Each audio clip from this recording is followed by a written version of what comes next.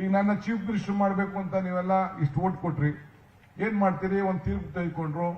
ರಾಹುಲ್ ಗಾಂಧಿಯವರು, ಸೋನಿಯಾ ಗಾಂಧಿಯವರು, ಖರ್ಗೆ ಅವರು ನನಗೇನೋ ಒಂದು ಹಿತವಚನ ಹೇಳಿದ್ರು. ನಾನು ಅವ್ರ ಮಾತಿಗೆ, ಹಿರಿಯರ ಮಾತಿಗೆ ತಲೆ ಬಾಗ್ಬೇಕಲ್ವಾ? ತಾಳ್ಮೆಯಿಂದ ಇರಬೇಕು. ಆದರೆ ದೇವರು, ನೀವೆಲ್ಲ ಏನು ಆಸೆ ಇಟ್ಕೊಂಡಿದ್ದೀರಿ, ಆಸೆ ಯಾವತ್ತೂ ಕೂಡ ಹುಸಿ ಆಗುದಿಲ್ಲ. ತಾಳ್ಮೆಯಿಂದ ನಾವು ಇರೋಣ. ಇಷ್ಟು ಮಾತ್ರ ಈ ಸಂದರ್ಭದಲ್ಲಿ ಹೇಳ್ತೀನಿ. ಸೊ ನಾನು ಬಂದಂತ ಸಂದರ್ಭದಲ್ಲಿ ನನಗೆ ಬಹಳ ಸ್ವಾಗತ ನೀಡಿದ್ದೀರಿ, ಶುಭ ಹಾರೈಸಿದ್ದೀರಿ. ದೇವರ ಸನ್ನಿಧಿಯಲ್ಲಿ ನಾವೆಲ್ಲ ಸೇರಿದ್ದೀವಿ.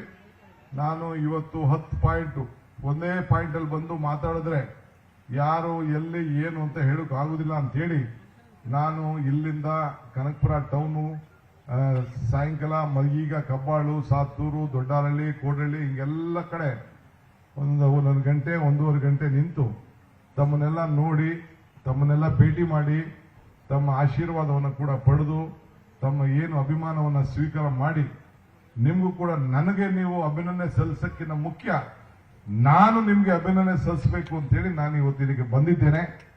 ಈ ಸಂದರ್ಭದಲ್ಲಿ ಹೇಳಿ, ಸೊ ತಮ್ಮ ಪ್ರೀತಿ ವಿಶ್ವಾಸ ಸದಾ ಇರಲಿ. ಮುಂದಕ್ಕೆ ಜಿಲ್ಲಾ ಪಂಚಾಯತಿ, ತಾಲೂಕ್ ಪಂಚಾಯತಿ ಎಲೆಕ್ಷನ್ ಕೂಡ ಬರ್ತದೆ. ಅದರಲ್ಲೂ ಕೂಡ ಅತಿ ಹೆಚ್ಚು ಸೀಟನ್ನ ಗೆದ್ದು ನಾವು ಗೆದ್ದು ಬಿಟ್ಟಿದ್ದೀನಿ ಅಂತ ಹೇಳಿ ಬಿಜೆಪಿಯವ್ರ ಮೇಲೆ, ದಳದ ಮೇಲೆ, ಅವ್ರ ಮೇಲೇನು ನೀವು ಯಾರು ಕೂಡ ಮನಸ್ಸಿಗೆ ನೋಯುವಂತ ಮಾತನ್ನ ಆಡಬಾರದು. ಎಲೆಕ್ಷನ್ ಆಯ್ತು, ಮುಗೀತು. 19,000 18,000 ವೋಟ್ ಬಂದಿದೆ. 10% ವೋಟ್ ಮೇಲೆ ಅವರಿಗೆ ಸಿಕ್ಕಿಲ್ಲ. 90% ವೋಟ್ ನಿಮ್ಗೆ ಬಂದಿದೆ. ಅವೆರಡೂ ಸೇರಿದ್ರು 80% ವೋಟ್ ನಿಮ್ಗೆ ಬಂದಿದೆ. ತಾಳ್ಮೆಯಿಂದ ಇರೋಣ. ಇನ್ನ 4 ವೋಟ್ ಸಂಪಾದನೆ ಮಾಡೋಣ. ನಮ್ಮಲ್ಲೇ ಭಿನ್ನಾಭಿಪ್ರಾಯವನ್ನ ತೆಗಿಲಿಕ್ಕೆ ಪ್ರಯತ್ನ ಮಾಡ್ತಾರೆ. ಬಹಳ ಹುಷಾರಾಗಿರಿ. ಇಷ್ಟು ಮಾತ್ರ ಹೇಳಿ ಪೊಲೀಸ್ ಅವ್ರಿಗೂ ಹೇಳ್ತಾ ಇದ್ದೀನಿ, ನಾನು ಕಾನೂನು ಚೌಕಟ್ಟಿನಲ್ಲೇ ಕೆಲಸ ಮಾಡಬೇಕು. ಯಾರು ಕೂಡ ಇಲ್ಲಿ ದುರಭ್ಯಾಸಗಳು, ಇಸ್ಪೀಟು, ಜೂಜು, ಮತ್ತೊಂದು ಕಳ್ತನ, ಈ ವಿಚಾರದಲ್ಲಿ ಬಹಳ ಶ್ರದ್ಧೆಯಿಂದ ಇರಬೇಕು. ಯಾವುದು ಕಂಪ್ಲೇಂಟು ನನಗೆ ಬರಬಾರದು. ನನಗೆ ಯಾವುದು ಕೂಡ ಏನೇ ಬಂದರೂ ರಾಜಿ ಮಾಡಿ ಸಮಾಧಾನ ಮಾಡಿ ಹೋಗ್ಬೇಕು.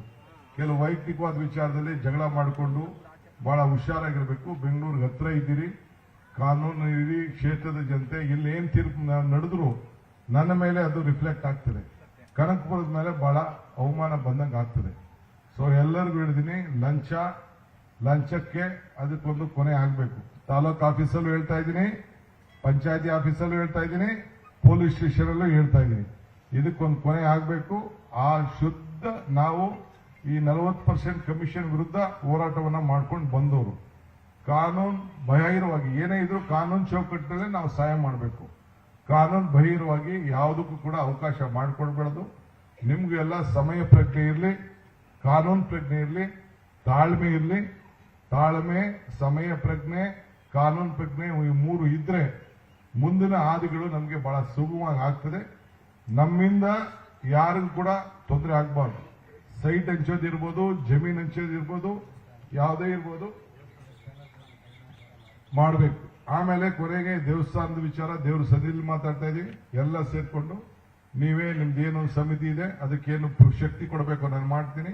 ಹಣ ಏನಿದೆ ಅದನ್ನು ಕೂಡ ಖರ್ಚು ಮಾಡಿಕೊಂಡು ಮುಂದಕ್ಕೆ ಒಳ್ಳೆ ಜೀವನೋದ್ಧಾರವನ್ನು ಮಾಡುವಂತ ಕೆಲಸ ನಡೀಲಿ. ನಿಮ್ಮೆಲ್ಲರೂ ಕೂಡ ಈ ಸಂದರ್ಭದಲ್ಲಿ ಶುಭ ಹಾರೈಸ್ತೀನಿ. ಎಲ್ಲರಿಗೂ ನಮಸ್ಕಾರ.